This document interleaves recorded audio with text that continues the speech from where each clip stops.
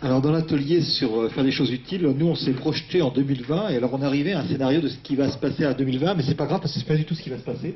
D'abord parce qu'on a dit tout et des fois même son contraire, on a donné quelques pistes, des idées comme ça, plutôt pour se projeter, pour essayer de se poser un certain nombre de questions. Alors je passe sur le côté loisir où vous allez évidemment trouver chez Monsieur Bricolage un Fab Lab où vous allez pouvoir fabriquer des objets plutôt que de les acheter de façon finie. Mais sur la partie un peu plus professionnelle, il y a toute une chaîne qui commence par la R&D. Alors, le service R&D, lui, il a une particularité, c'est qu'il n'invente plus rien, puisqu'il y a tellement d'endroits où on peut inventer. Donc, le but, c'est plutôt d'aller chercher ailleurs qu'est-ce qui s'invente. Donc, le service R&D est devenu virtuel.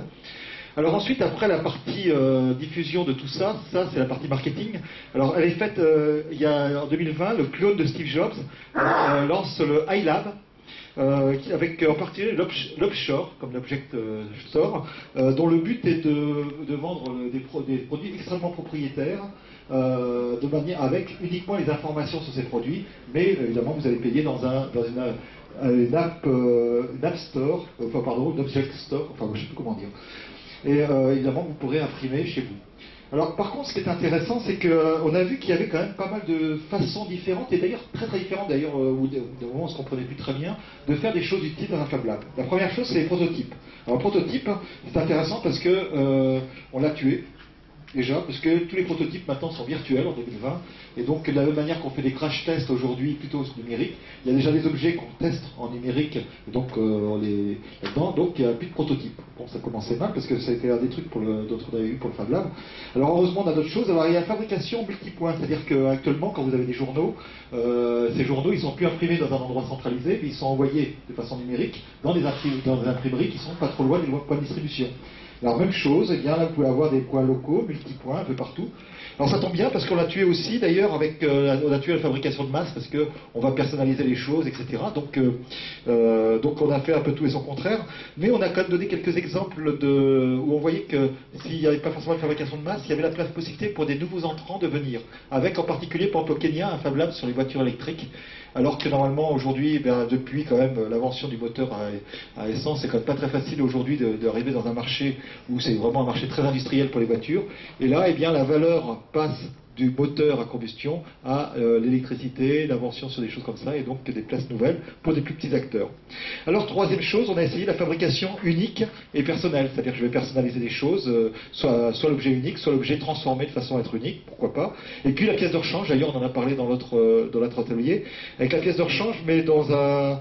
donc avec la possibilité de faire des choses un petit peu plus écolo, par exemple, c'est-à-dire au lieu de jeter, eh bien, on peut réparer ou alors refondre pour réparer dans un centre de ressources.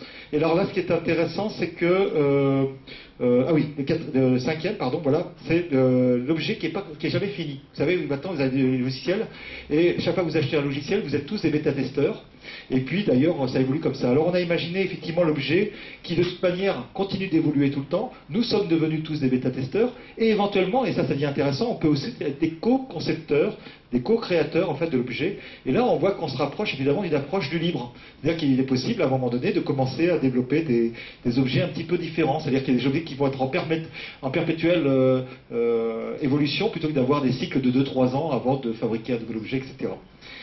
Alors, dans tout ça, les plus embêtés, c'est des clones des académiciens français. Ils sont tous morts, hein, mais on les a clonés. Et alors, ils ont un vrai problème parce qu'ils ont des problèmes avec des vocabulaires. Ils n'arrivent plus à définir industrie. Ils n'arrivent plus à définir artisanat. Parce que, alors, on pourrait faire d'inter-industrie, peut-être pour essayer de mixer les deux, on ne sait plus très bien. Et puis, alors, ils ont un problème aussi avec le mot Fab Lab, parce qu'il est rentré dans la langue française quand même en 2018, très très tard. Et déjà, ils ne savent plus très bien, parce que pourquoi on met Lab là-dedans, alors qu'il y a des gens qui l'utilisent aussi pour faire des tas de choses de réparation et autres. Donc, en fait, les pauvres académiciens, ils sont un peu embêtés. Alors finalement, autre aspect qu'on a vu aussi, le financement de tout ce bazar-là, ça c'est intéressant, parce que la valeur, elle est dans première valeur, elle est dans l'innovation, dans les modèles économiques. Alors à la fois dans les besoins en financement, évidemment, on voit que les prix baissent, mais aussi dans la répartition des bénéfices. Alors on a vu que par exemple des choses aussi incroyables qui existaient déjà, rappelez-vous, en 2010, même 2009 d'ailleurs je crois, donc il y a 11 ans, si je me projette en 2020, c'est des sociétés par exemple qui disent, bah, tiens, moi j'ai fait beaucoup de bénéfices, donc je mets 100 000 $, et bien c'est redistribué en matériel pour mes meilleurs mes acheteurs. Donc il y a des choses comme ça qui peuvent se faire avec des approches un petit peu nouvelles. Il y a aussi du capital. Alors le problème qu'on a, c'est que comment on fait du capital? Alors le capital n'est peut-être pas forcément matériel, mais les sociétés ont quand même besoin de capital. Mais le capital dont elles ont besoin, il est immatériel. Alors le capital immatériel, il y en a un qu'on met au bilan en général, c'est le brevet. Et puis il y en a d'autres qu'on ne met pas au bilan. C'est tout le savoir-faire humain parce qu'on ne sait pas mesurer ça et donc on est un peu embêté. Et si je ne sais pas mesurer ça, eh bien donc il y a des grandes réflexions en 2020 sur comment je peux valoriser dans mon capital de société la valeur des personnes qu'il y a, leur créativité, l'apprentissage que je leur ai donné et des choses comme ça. Donc en fait un grand débat sur comment je mets dans un bilan quelque chose qui est complètement pifométrique parce que je suis incapable de le mesurer. Et puis, il y a eu aussi un débat là-dedans, toujours dans les aspects économiques, sur l'emploi, l'activité. Ça fait penser d'ailleurs au titre d'un livre qui disait « L'emploi est mort, vive l'activité ». Alors, est-ce que ça sera la question qui va se poser en 2020 ? Comment on va gagner sa vie ? Est-ce que finalement, on va avoir envie de tous retourner le salariat pour être tranquille ? C'est une vraie question. Et puis, puisqu'on parle de valeur, en fait, il y a aussi la valeur, une valeur assez intéressante, c'est que finalement, si aujourd'hui ça devient aussi facile après de fabriquer un objet, est-ce que ceux qui vont gagner demain, ceux qui vont avoir la valeur, c'est ceux qui ont les matières premières? Alors on imagine le scénario de sociétés ou de grandes entreprises qui travaillent dans l'énergie, dans les matières premières, qui ont la valeur et puis vont tenir les choses par la matière première, puisque fabriquer, ça devient quand même plus simple. Alors voilà, ça c'est un peu le scénario catastrophe.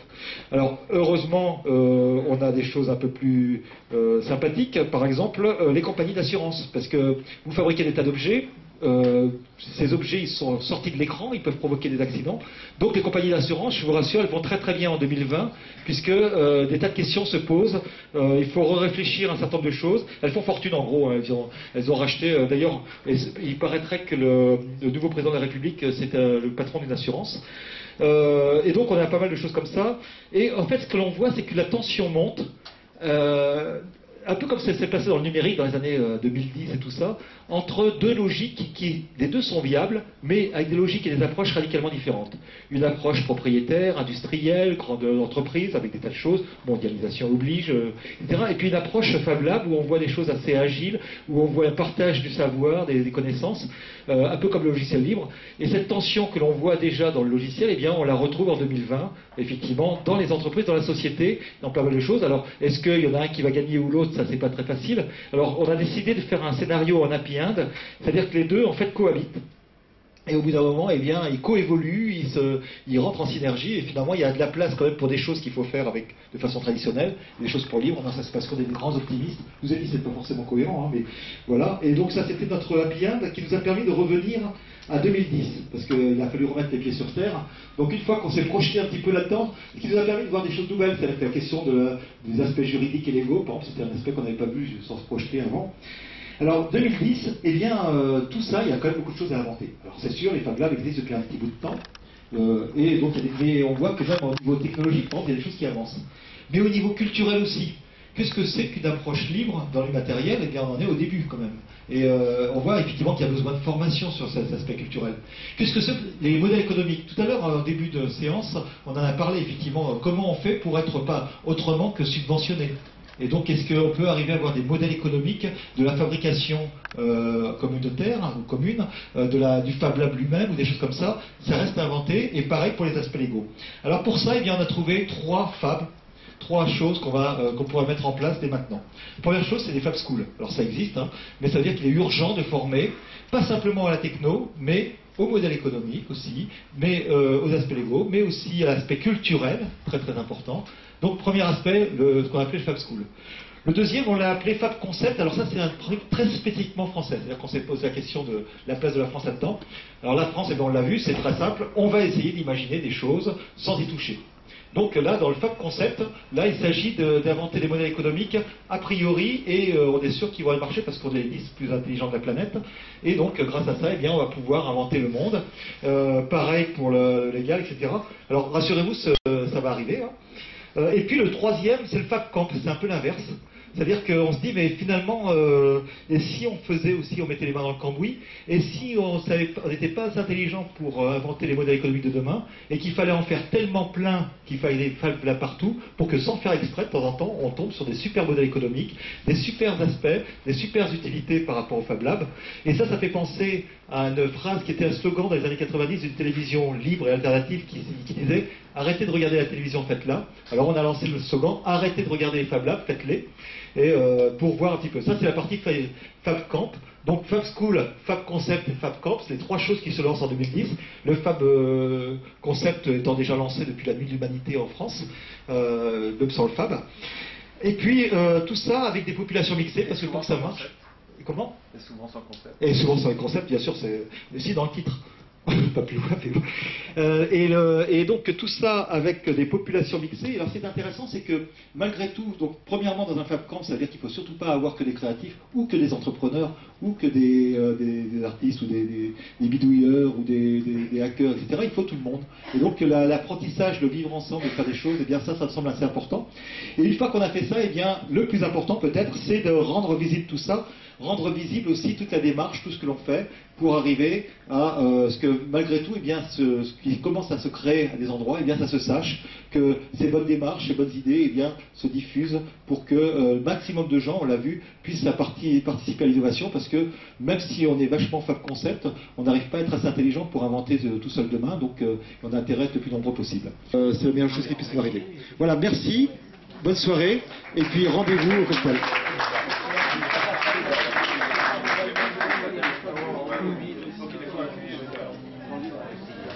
Elle a crié alors. Maintenant, je peux pas.